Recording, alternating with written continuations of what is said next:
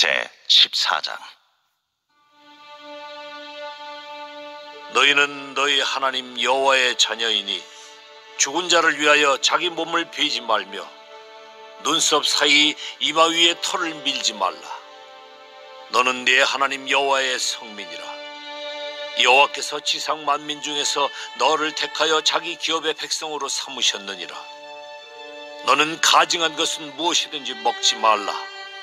너희가 먹을 만한 짐승은 이러하니 곧 소와 양과 염소와 사슴과 노루와 불그스름한 사슴과 산염소와 볼기가 흰 노루와 뿔이 긴 사슴과 사냥들이라. 짐승 중에 굽이 갈라져 쪽발도 되고 새김질도 하는 모든 것은 너희가 먹을 것이니라. 다만 새김질을 하거나 굽이 갈라진 짐승 중에도 너희가 먹지 못할 것은 이것이니 곧 낙타와 토끼와 사반.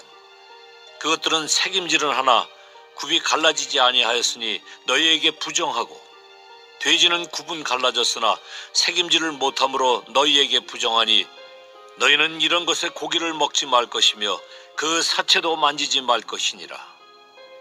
물에 있는 모든 것 중에서 이런 것은 너희가 먹을 것이니 지느러미와 비늘 있는 모든 것은 너희가 먹을 것이요 지느러미와 비늘이 없는 모든 것은 너희가 먹지 말지니 이는 너희에게 부정함이니라.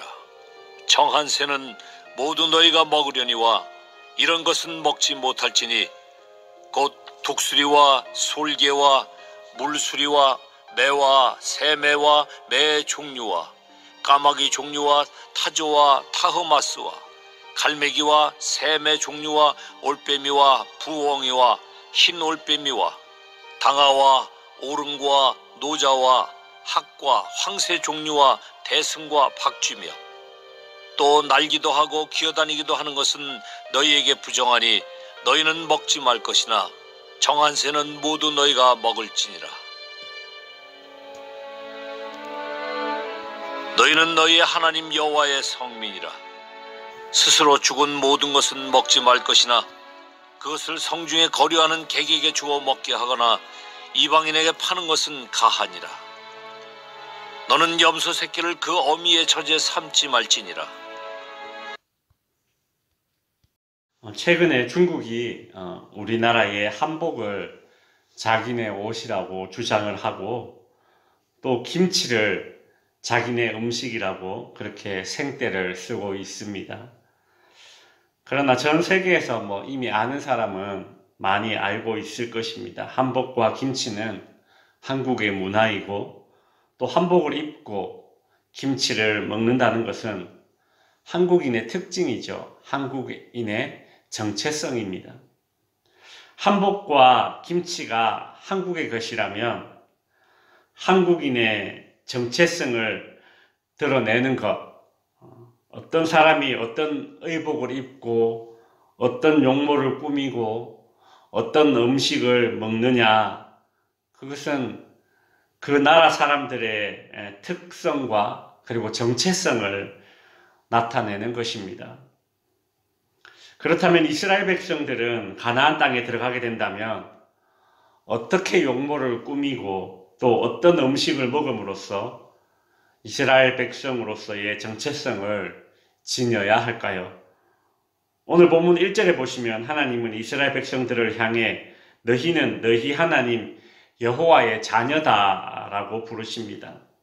2절에도 보시면 너는 네 하나님 여호와의 성민이다 그렇게 부르시면서 너희가 하나님의 자녀이고 성민이기 때문에 가나안 종족들과는 다른 용모를 지녀야 하고 가나안 종족들과는 다른 음식을 먹음으로써 하나님의 자녀와 성민의 정체성을 가지고 살아야 할 것을 요구하십니다.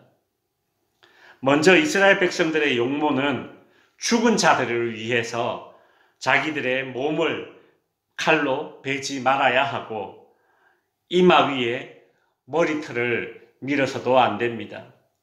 아마도 가나안 종족들이 이와 같은 행동을 했던 것 같습니다. 일종의 자해이죠. 하나님은 이스라엘 백성들에게 죽은 자들을 위해서 자해를 금지하는 그런 조항을 말씀하고 계십니다. 하나님의 백성들은 자신의 몸을 하나님이 창조하셨다는 것을 인정하고 귀하게 여겨야 하는 것입니다. 이것이 몸에 대한 성도들의 태도입니다. 몸에 불필요한 문신을 새긴다거나 몸과 건강을 해칠 것이 뻔한 것들, 예를 들어 중독성이 있는 것들과 각종 불법 약물들로부터 하나님이 창조하신 자신의 몸을 지켜야 합니다. 오늘 본문 3절부터 21절까지는 음식 규례라고 불리는 그런 율법 조항들이 나오고 있습니다. 3절에 보시면 너는 가증한 것은 무엇이든지 먹지 말라라고 말씀하십니다.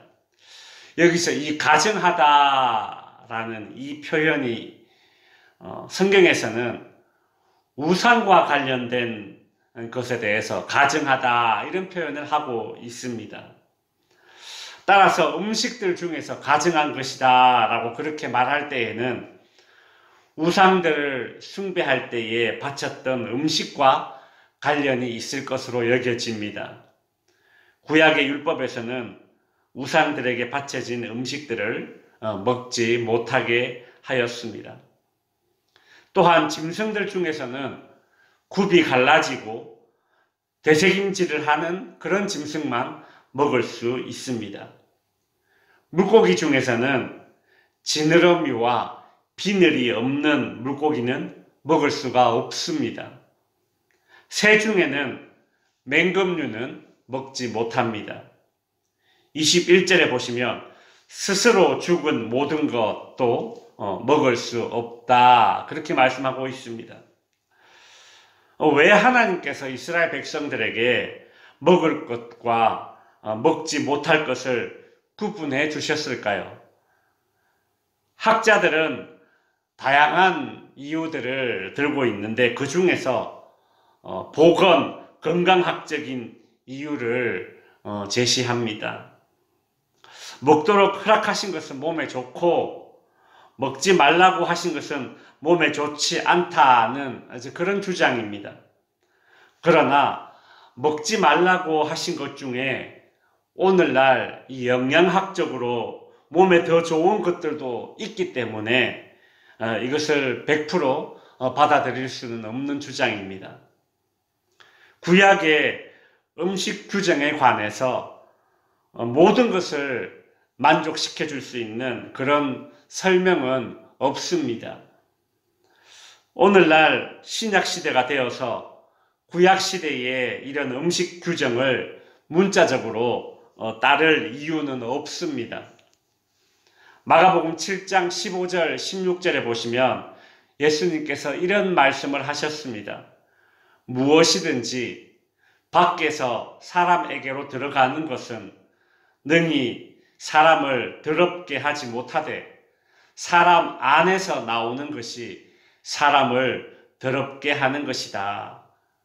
그러니까 어떤 음식을 먹어서 사람이 더러워지는 것이 아니라 그 사람의 안에서 나오는 것, 어떤 말이라든가 행동이라든가 어떤 악한 생각들이겠죠. 그런 것들이 사람을 더럽게 한다. 예수님께서 이와 같은 말씀을 하시면서 구약시대의 음식 규정을 이제 폐지하셨습니다. 사도행전 10장에도 하나님께서 환상 중에 베드로에게 나타나셔서 구약에서 부정한 것으로 규정된 오늘 본문에 나오는 이런 짐승들을 잡아먹으라 이렇게 말씀하십니다. 그러나 베드로는 이를 거부했죠. 이때 하늘에서 이런 소리가 들렸습니다. 하나님께서 깨끗하게 하신 것을 네가 속되다 하지 말라. 오늘날 신약시대에는 우리가 구약의 이런 음식 규례를 문자적으로 그대로 따를 이유는 없습니다. 오늘날 이 신약시대에는 예수 그리스도 안에서 먹는 것을 가지고 정함과 부정함의 기준을 가리는 것은 불필요한 것이죠. 이제는 그리스도 안에 있으면 모든 것이 정한 것이고 그리스도 밖에 있으면 모든 것이 부정할 뿐입니다. 말씀을 정리하겠습니다. 가나안 땅에 들어갈 이스라엘 백성들은 하나님의 자녀로서 가나안 종족들과 구별됨이 필요했습니다. 이스라엘 백성들은 가나안 종족들과는 다르게 용모를 꾸며야 하고 가나안 종족들과는 다르게 음식들을 먹어야 했습니다. 겉으로 보여지는 그런 구별됨이 필요했던 것이죠. 오늘날 하나님의 자녀된 우리 신약의 백성들, 성도들은 세상과 다르게 용모를 꾸미고 세상과 다르게 먹는 것, 즉 세상과 구별되게 살아감으로써 성도의 정체성을 드러내야 합니다. 아주 간단하면서도 분명한 그런 원칙이 있습니다. 무엇을 먹든지, 무엇을 마시든지, 무엇을 입든지 다 하나님의 영광을 위해서 한다라는 그런 단순하면서도 분명한 기준을 가지고 세상과 구별된 용모와 삶의 패턴을 가지고 살아갈 수 있는 모든 성도님들 될 수 있기를 바랍니다. 기도하겠습니다.